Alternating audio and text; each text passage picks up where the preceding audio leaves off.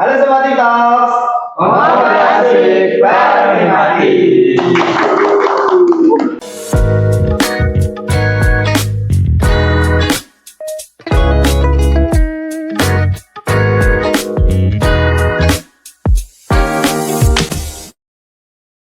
Oke teman-teman, tema kita pada kali ini adalah apa itu program kreativitas mahasiswa atau PKM. Dan tentu saja sudah hadir di hadapan kita. Beliau ini merupakan perwakilan dari satu-satunya tim yang lolos pendanaan di Universitas Almata. Sebelumnya boleh dong beri tepuk tangan untuk Mbak Ratna dan Mas Lukman. Oke, sebelumnya langsung ke pertanyaan ya Mas, Mbak. Boleh? Boleh. Oke. Perkenalan dulu lah. Oke, perkenalan dulu nih. Bisa perkenalan dulu. Mbak Ratna ini Dari mana? dari mana? Dan dari prodi apa? Aku Ratnasari dari Prodi Informatika angkatan 2022. Oke, kalau Mas Lukman? Aku dari Prodi Informatika juga angkatan 2022. Terus untuk anggota dari timnya Mas Lukman itu ada siapa aja? Pertama yang dari ketua dulu ya tentunya, itu Mas Faras Dava Esa Ramadan. Itu juga mahasiswa Informatika angkatan 22. Kemudian juga ada Mas Tri Sugianto, juga mahasiswa Informatika angkatan 22. Dan ada Mbak Nurul Fadilah, itu juga Informatika 22 juga. Dan yang terakhir 2 orang yaitu kami sendiri. Berarti satu tim ada berapa orang? 5 orang. Ya? 5 orang. Lima orang. Dan Informatika semua ya? fun fact-nya satu Informatika. kelas kami. Satu kelas. Satu kelas. Oke, sebelum ke pertanyaan yang lain nih, Mas Lukman. Mungkin teman-teman banyak yang belum tahu apa itu PKM gitu. Nah, mungkin bisa dijelasin dulu Mas Lukman apa itu PKM? Oke, jadi PKM itu adalah singkatan dari Program Kreativitas Mahasiswa, yang dimana program ini diselenggarakan langsung oleh Kemendikbudristek, yang gunanya adalah untuk mengasah kreativitas dari mahasiswa di seluruh Indonesia. Oke. Berarti PKM ini untuk supaya mahasiswa tuh nggak terpaku sama perkuliahan aja gitu. betul. Ya. Oke. Terus kan Mas Lukman sendiri kan punya beberapa kesibukan nih. Terus masih mau ngambil PKM. Apa sih motivasinya Mas Lukman dan Mbak Ratna gitu? Dari Mas Lukman dulu. Oke. Ke PKM. Motivasi yang awalnya itu adalah bermula dari penasaran sih sebenarnya. Terkait PKM itu seperti apa, terus juga karena yang disampaikan oleh salah satu dosen kami waktu itu di kelas, itu saya lihatnya sangat menarik program tersebut. Nah, maka dari itu saya penasaran untuk cobalah ikutan ke PKM.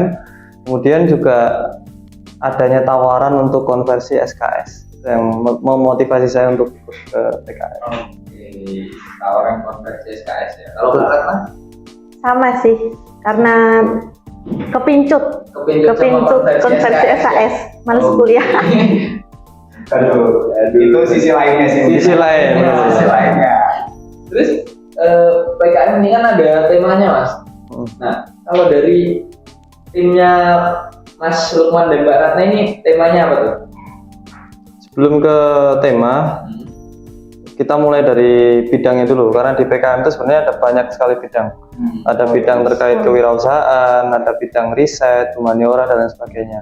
Nah, kami kebetulan mengambil bidang yaitu PKM KC atau Karsa Cipta. Nah, nanti di mana PKM KC ini memproduksi membuat suatu produk gitu loh, produk jadi yang bisa digunakan. Nah, untuk temanya kami itu adalah implementasi teknologi di dunia kesehatan. Itu untuk temanya. Mungkin judulnya bisa disampaikan, Mbak. Terkait judulnya itu kita mengambil judul deteksi tumor otak pada citra MRI dengan ResNet dan histogram equalization. Keren ya. Kenapa sih kok milihnya tema itu, Mbak? Nggak ada alasan khusus gitu. Alasannya. Oke, yang pertama ya, yang jelas pastinya karena salah satu dari tim kami itu memang udah ahli dalam bidangnya. Nah, jadi itu yang membuat kami milih judul tersebut. Oke. Simpelnya seperti itu. Terus gini Mas, aku mau tanya, kan untuk membuat sebuah apa namanya penelitian seperti itu atau program seperti itu. Hal yang mendasar kan tentu saja membuat sebuah proposal dulu. Itu gimana cara membuat proposal itu dan endingnya disetujui itu bagaimana? Wah, kalau untuk proposal ya, kita cuma dikasih waktu 1 minggu untuk menyusun proposal. Yang sebelumnya itu kita benar-benar nggak tahu nih bagaimana proses menyusun proposal, apa yang harus ditulis, terus konsep penyusunannya sendiri itu kita benar-benar nggak tahu. Jadi kita membaca kan dari sistemnya itu ada buku panduan. Kita ngikutin dari panduan, habis itu kita diskusikan dengan dosen bagaimana penyusunannya. Setelah itu kita bagi per bab tiap anggota. Kalau tadi kan penyusunan proposal, dari penyusunan proposalnya aja mungkin ada beberapa kesulitan-kesulitannya. Tapi kalau secara keseluruhan nih, PKM sendiri ada nggak kesulitan-kesulitan yang menjadi challenging untuk teman-teman sendiri itu apa? Kesulitannya itu mulai dari awal ya mungkin ya sampai akhir ini ya. Berarti nggak cuma terpaku pada proposal ini kan? Ya. Mungkin yang pertama yang jelas tuh kendalanya komunikasi. Baik itu antar sesama anggota di dalam tim ataupun nanti komunikasi ke contoh seperti dosen, pembimbing dan sebagainya. Kendalanya seperti itu. Itu tidak mudah atau sangat susah itu Pak? Sangat susah. Komunikasi Ya, sangat susah. Komunikasi itu penting. Ini karena setiap mahasiswa dan juga dosen memiliki kesibukan yang Betul. betul gitu ya Mas. Terus ini kan tadi sudah disampaikan tidak mudah untuk menyusun sebuah proposal dan juga PKM ini ya kan. Dan endingnya PKM teman-teman ini disetujui. Gimana perasaan dari teman-teman ini gimana? Coba dulu nih. Apakah tambah happy atau malah gimana? Kalau ngomong soal pas pengumuman, Iya. biasa aja, takut, seneng, malah lebih ke takut, Kenapa lebih itu ke takut. rasanya? Karena apa ya? Yang benar-benar satu tim itu kita benar-benar nggak tahu bagaimana kedepannya. Kita bingung mau ngapain, setelah ini mau ngapain. Informasi dari panduan saja nggak cukup itu menurut kami. Nggak cukup, benar-benar ketakutan malahan. Kalau Mas Lukman apakah juga merasakan ketakutan juga? Sebenarnya first impression ya ketika melihat bahwasannya lolos untuk pendanaan itu senang mestinya ada, tapi lebih ke nggak nyangka aja sih sebenarnya. Dari jangka waktu seminggu itu kami mengerjakan proposal tiba-tiba bisa lolos itu, dan yang mungkin perasaan terakhir yang ada itu adalah ya tadi sama kayak Mbak Ratna itu takut atau masih ragu gitu gimana untuk kelanjutannya, karena kami basicnya itu benar-benar ini belum ada di tim kami itu yang sebelumnya juga pernah ikut PKM, jadi untuk pengalaman kami masih sangat kurang lah saat itu. Dan ketika lihat dari panduan pun itu sepertinya masih belum cukup untuk bisa timeline ke depan itu buat apa. Berarti ini perasaannya campur aduk lah ya. Campur aduk. Senangnya ada, takutnya ada, panic attack-nya pun juga ada. Betul. Terus itu kan tadi Mas bilang satu timnya belum pernah yang berpengalaman ikut PKM. Nah, terus cara bentuk timnya itu gimana sih? Maksudnya kan udah pasti tahu nih PKM tuh bakal gini gitu bro. Karena kekurangan info tadi gitu. Cara bentuknya supaya teman-teman tuh mau gabung PKM tuh gimana cara bentuk timnya? Kebetulan kan ada tawaran dari dosen ya, terus ajakan teman juga. Habis itu kita ngumpul di perpus waktu itu. Nah kita bagi diskusi sama dosen. Oh, berarti itu lebih ke langsung mengajak person-personnya ya? Iya. Berarti bukan membuka open recruitment siapa yang mau join itu tidak? Sebenarnya gini Mas, di awal waktu penjelasan salah satu dosen kami ya di kelas itu memang mengajak untuk semuanya atau mengajak mahasiswa itu untuk ikut PKM. Tapi mungkin ya kesadaran pribadi dan juga mungkin adanya tawaran-tawaran pribadi dari dosen yang kita diminta tolong untuk ikut atau apa, kita akhirnya berkumpullah orang-orang tersebut di perpustakaan. Dan kebetulan tidak langsung orang-orang itu udah pilihan-pilihan juga. Iya, bisa dibilang mumpuni seperti itu. Terus tadi ada berapa anggota? 5 anggota ya? 5 anggota. Bagi tugasnya gimana tuh Mas? Kan nggak mungkin semua nggak dibagi tugas dong, pasti nanti keteteran.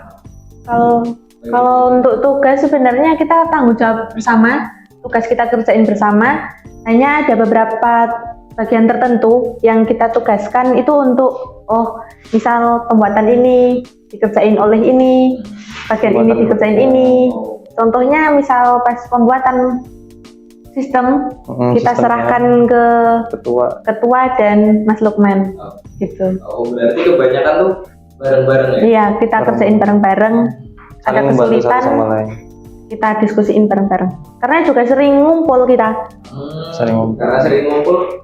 Kalau ngumpul gitu, maksudnya ketika PKM kegiatan apa aja yang sering maksudnya satu tim tuh ngapain aja selama PKM gitu kegiatannya? Paling sering ya mungkin membuat logbook harian. Jadi kan kita diwajibkan untuk melaporkan apa yang kita kerjain itu dalam logbook harian. Kayak misal dan nanti juga ada logbook keuangan juga dan laporan kemajuan per hari kita melaporkan hari ini kita membuat desain, hari ini kita membuat prototype, habis itu kita upload ke sistem sebagai bukti dan kemajuannya. Berarti step by step per harinya itu dilaporkan terus di sistem gitu ya? Iya. Hari per hari itu kita harus minimal nambah 2% peningkatan. Dan ada persentasenya sendiri. Ada persentase. Berarti dikejar bener ya? Ada targetnya. Kalau ngomongin seperti itu ya, berarti kan tentu saja ada kendala-kendala yang dialami. Nggak mungkin dong dari awal sampai akhir kayak mulus-mulus saja, itu kan nggak mungkin. Nah, terus cara timnya Mas Lukman dan Mbak Ratna ini menyelesaikan sebuah kendala-kendala itu gimana? Nah itu kembali lagi yang pertama itu komunikasi yang paling susah. Kendalanya komunikasi. Komunikasi. Jadi segala anggota gitu ya. Iya, semua masalah yang penting dikomunikasikan dulu, insya Allah ada jalan keluarnya gitu ya. Dan untungnya kan walaupun kami dari latar belakang yang berbeda-beda ya, mungkin Mbak Ratna ada kesibukan sendiri, saya pribadi ada kesibukan sendiri, tapi selama kita jalin komunikasi itu dengan baik, di grup itu kita janjian ketemuan jam berapa, terus ada masalah apa kita bicarakan, nah itu alhamdulillah bisa sukses lah. Biasa. Untuk Mbak Ratna dan Mas Lukman nih, selama mengikuti program PKM ini, hal yang paling berkesan untuk Mbak Ratna dan Mas Lukman itu apa?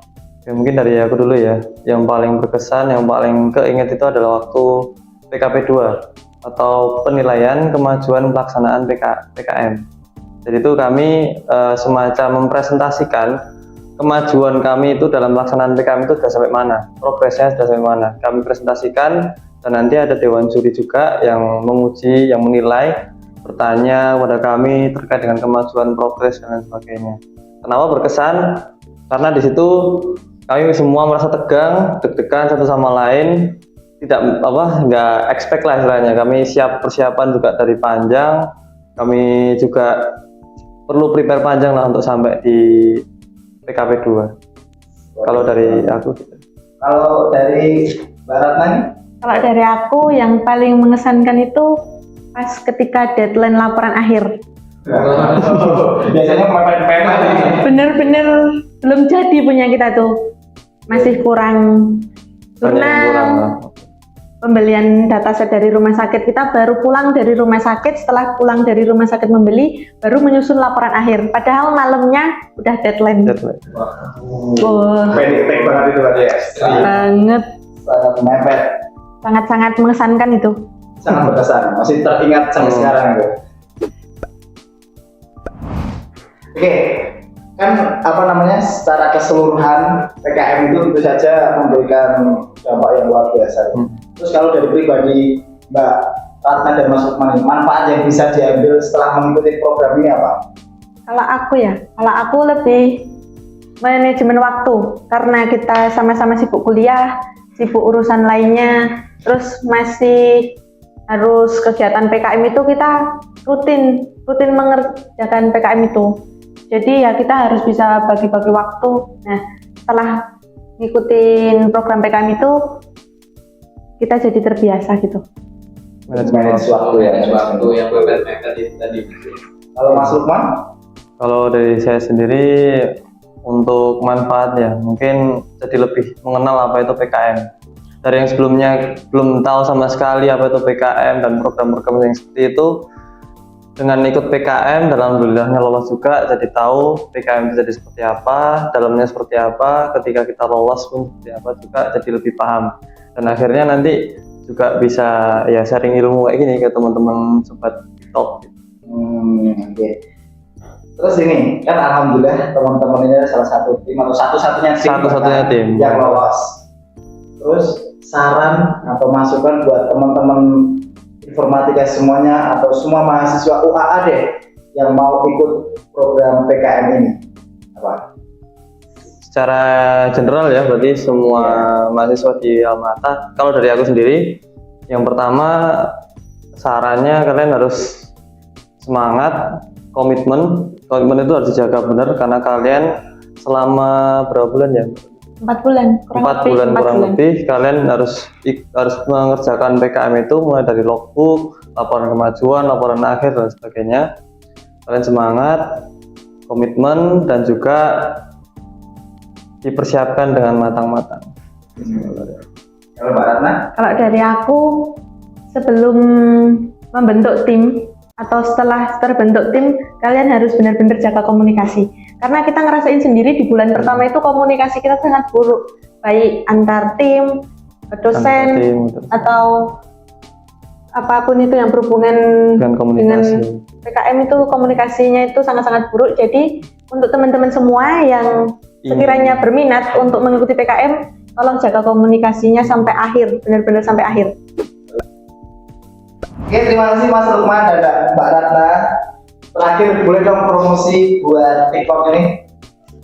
Oke, untuk teman-teman semua jangan lupa pantengin terus konten-konten dari Himatik yang ada di Instagram, TikTok, dan YouTube. Dan jangan lupa like, comment, share, dan subscribe. Oke, terima kasih Mas Lukman, Mbak Ratna. Terima kasih and see you in next video. Dadah.